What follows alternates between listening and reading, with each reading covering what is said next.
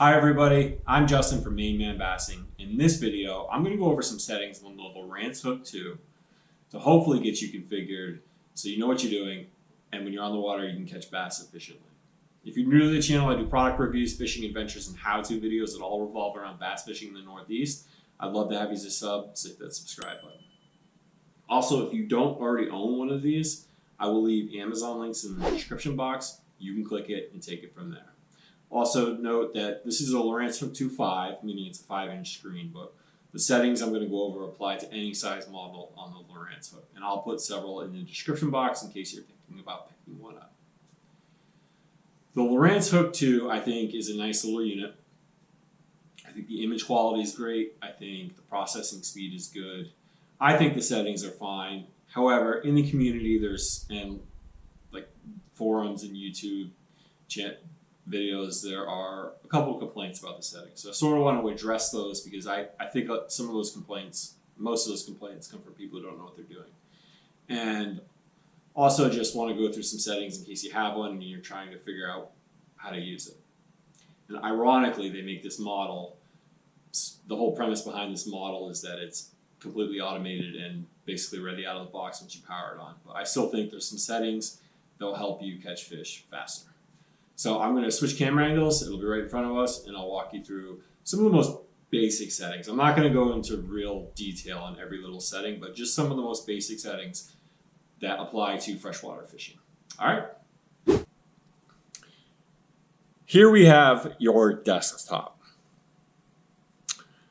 Now, before I get into imaging, I want to go over some of the settings that don't have anything to do with the desktop. First place we're going to go to is settings. All right. I think there's only a couple options in here that I think are really relevant. And the first one is your chart. So you want to enter your chart, which is the return button. You're going to enter it again to open it up. Now you can select your contour maps that you want. There's an option on the Hook 2 5. As long as it's not the 5X, there's the 5, you can insert a memory card, memory chip. And there, you can use whatever contour charts you have, whether they're Navionics, Hot Maps, CMap Genesis custom maps, and you can select your file, which has the body of water that you're going to fish. Okay. And then also, I think from here, your waypoints and trails are used. I use those pretty frequently. I don't really use routes, so I'm going to turn that off. But your waypoints are like when you think you see a fish or there's a structure you want to fish, like a boulder or something. You can drop a waypoint and it puts it on your chart so you know where it is, exactly where it is. And then your trails, the only time I really use trails is when I'm on an unfamiliar body of water and I want to make sure I know how to get back to the landing, especially if I'm going to fish deep into the evening when there's no light. So I think from, the settings page, that's basically all I really use. I don't really use anything else. So we're going to get out of there. You're going to hit your pages button, which is the emblem. It's got 2 little pages on it. And here we have your imaging. You have the default options are your chart, your sonar, and your down scan. And you can choose them individually, right? Like this would just be your chart. You can do your sonar or your down scan.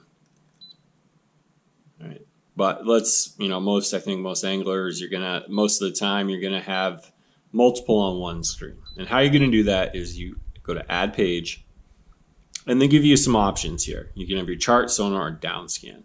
Let's say we want all 3 of them on one page, right? So there's the chart, there's the sonar, there's the down scan. Now you can also configure how they're laid out by going to layout. Here's your chart, here's your down scan, here's your sonar. You can have them like that. You can have them like this. And then you'd have them side by side. Now, you can also, this is for the Hook 2 5 with a smaller screen, I usually run this. But I like my sonar, which is this right here, I want that on top, and I'll tell you why in a second. Right, and now I don't know how well you can see it on the screen, but there's a cursor emblem and an X emblem. And then once you're in this box, you can go left or right. And if you click the X, it would drag it. It takes it out of the equation. And then you just have to go put it back in. Right, put it back in. But I always want my sonar on top. So I'm going to select the cursor. I'm going to bring it up, enter it again. Now my sonar is on top because I'll use my sonar, my down scan, to confirm what I'm looking at. And I'll explain that when we get into the real screen, okay? Now, let's save that. You go down to save, hit enter, and then it's going to put this on your desktop. It's right there. Now, let's say you don't want that chart there for whatever reason. You can make another page where you just have your down scan and your sonar. And I'm going to put those on top of each other. And just like that. I like that. So I don't have to move them around. But you could, again, you could if you want to. And you can see as I'm doing this, the processing speed's pretty good. We'll save that. All right. But we're going to go back to our pages. And now when we enter the screen, we have them both set up. And even though these are small, and it's only a 5-inch screen, the imaging is really good from the transducer point of view, but also on the screen, it's nice and bright and crisp. But when you have the sonar and the down scan to confirm, it's really not an issue. Now, sometimes if I know the area really well, I don't need the charts. So I'll just use this screen, and then I don't have a chart taking up all my space. And, you know, now that I think about it, a lot of times I actually just so I'm going to go to customize this. Here you can reconfigure it, or you can get rid of it totally. Let's get rid of it totally. And then let's add another page. And I just want my sonar and my down scan, and I want them side by side like that. And now I'll look here, and if I think I see something, I'll look over here. And I think that screen's a little bigger. But it's up to you. It's all personal preference.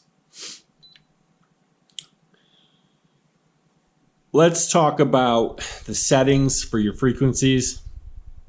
Right now, and by frequencies, I mean sonar and downscan. There's a couple ways you can do it, right? If you're on the page with all three of them, you can individually, it's really hard to see, but there's a yellow line indicating that I'm on my chart.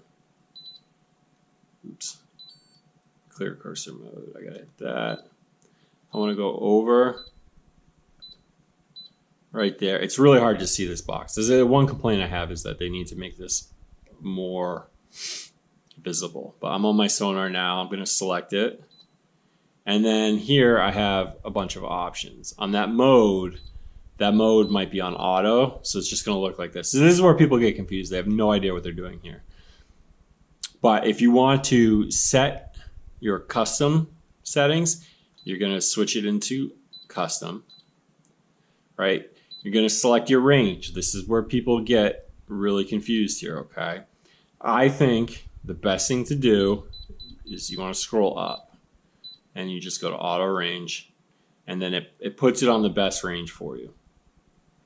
But let's say you don't want that. Let's say for some reason you want more than 30 feet. You could put it at 40 feet and it'll show you 40 feet. Maybe you want to see the ground, see how soft or hard the ground is right there. That's that. And then also we'll scroll down. Scrolling up is the best way to do it here, but you can go to custom. And you can set your limits. I never really bother with that, so I'm just going to cancel that. So you hit your return button. This opens up your settings. Go down to your frequency. You have an option of 200 kilohertz or high chirp. What your frequency is basically the size of your cone angle. On your transducer on the back of your boat is going to emit a sound, right? And it basically, I don't know if it travels in the form of a cone, but if you think of basically like a triangle, but it's three-dimensional. And it's going to send sound and receive sound, and then anywhere within that cone, it'll display the images on a two-dimensional surface. On previous models of the Lowrance hook, you had a couple different frequencies. You had high chirp, medium chirp, and then you had 200 kilohertz and 83 kilohertz. But they've gotten rid of that, and then basically high chirp and 200 kilohertz is kind of the same thing, meaning that the cone angle is the same. In previous models, you could have a real narrow cone that would pick up less surface area and display less images from less of an amount of volume and surface area. But with the Lowrance Hook 2, they only basically have one option, and that's 200 kilohertz. High chirp is kind of basically the same thing as 2 kilohertz. There's really no difference in the cone angle. So you don't really have an option for that. So I just keep it on high chirp. It's a little bit cleaner imaging quality. So it's on high chirp. And then we can go down to sensitivity. Again, this is personal preference. It doesn't, if you like a lot of sensitivity, you're going to get a fuzzy screen. I just keep it on the default. I keep it on auto. But you could turn it off. You can go to manual and then just set it at manual. I just keep it on auto sensitivity. But you can play around with that as much as you want. We have some advanced setting, which is your ping speed, which means your ping speed is going to be how slow or fast that sound emits from your transducer and is received. The more sound, the faster it is, right? The clearer your image is going to be. But if we slow it down,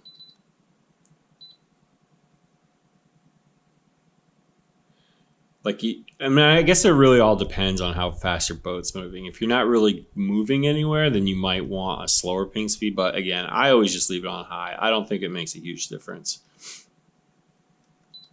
I'll keep that on max. Your scroll speed is going to be how fast your is how fast your imaging processes or is displayed on your screen. I'll just keep that right on normal.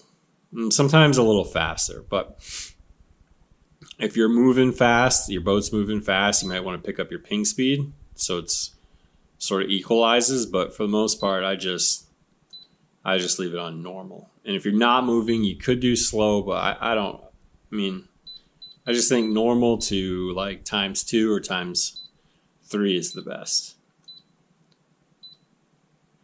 Noise rejection, a lot of times I just turn this off. It's really like, you can turn it on high. What it's going to do is cancel a lot of the noise. See, this is demo mode, so it's not a real good imaging.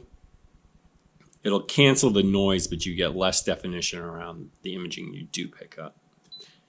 I honestly, I usually just leave it on off. But for this on the demo mode, it's on low.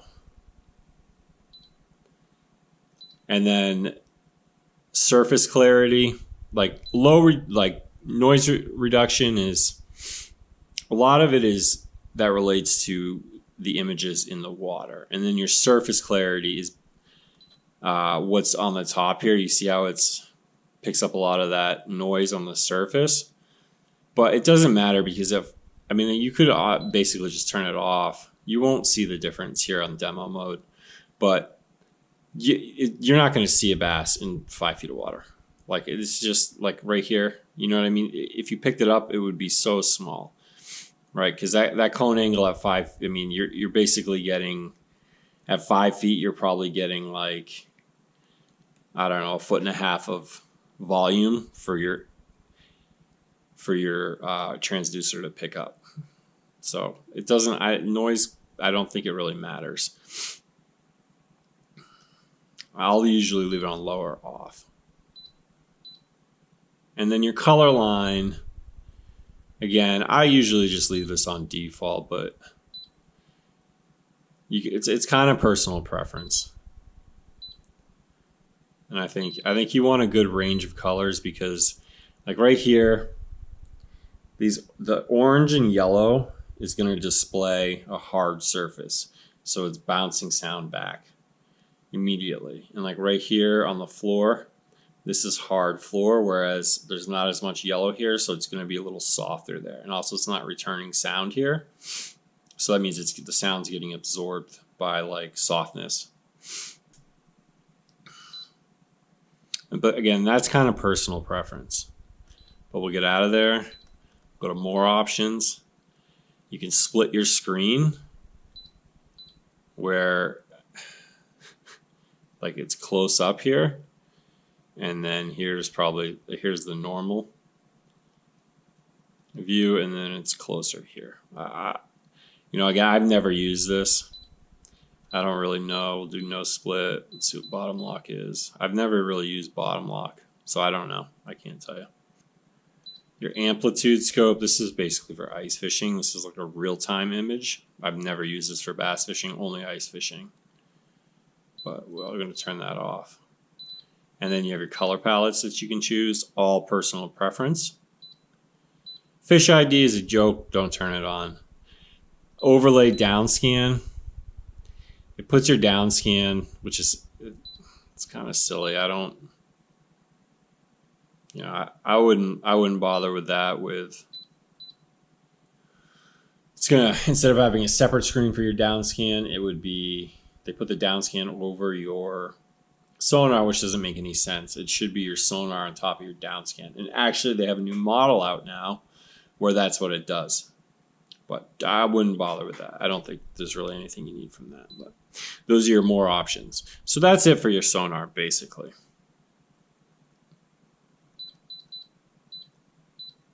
I want to put this back on auto range. And then we're going to get out of our sonar. And we're going to go to our down scan. Again, we hit the return button. It's on auto mode. Let's turn that off and go into custom. This gives you your range again, just like I showed you on the sonar. I keep it on auto, but if you want, like, see how there's all this floor right here that you might not really want and you want to increase your image, you go 25 feet, select that, and then it'll just bring it down so you get a more zoomed in view of your image. But I'll usually use it on, I'll just keep it on auto. And I like a little bit of floor because then I can tell if the composition of the ground is soft or hard. Get out of there. Your frequency, you have 455 kilohertz or 800 kilohertz. 800 kilohertz, as you can see right here, it's going to be a little brighter. Personal preference, though I always use it on 800 kilohertz. So you have to think of the down scan instead of a cone, a three-dimensional cone.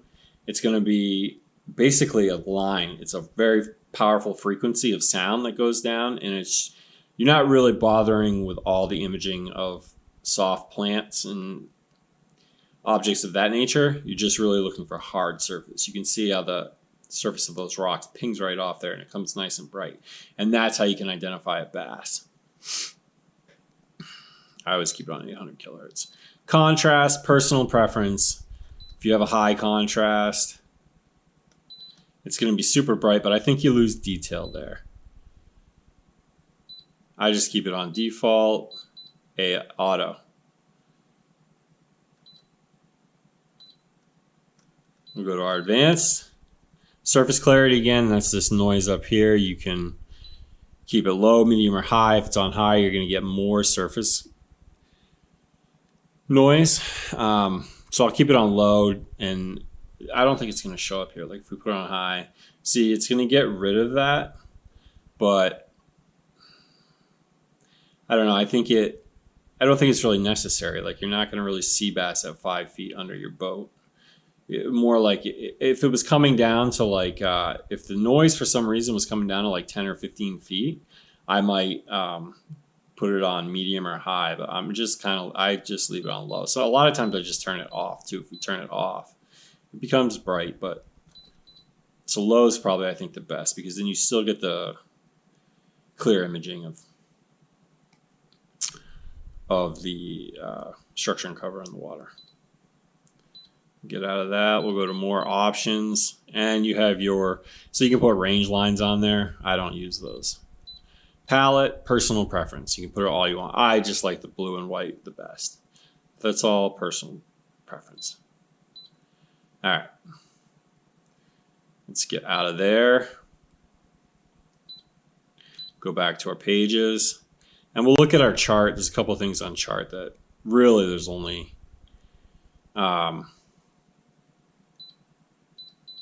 you go down to more options. And the orientation of your boat, you can keep north always facing up, or you can keep the bow of your boat facing forward. I just showed you the settings from each individual page.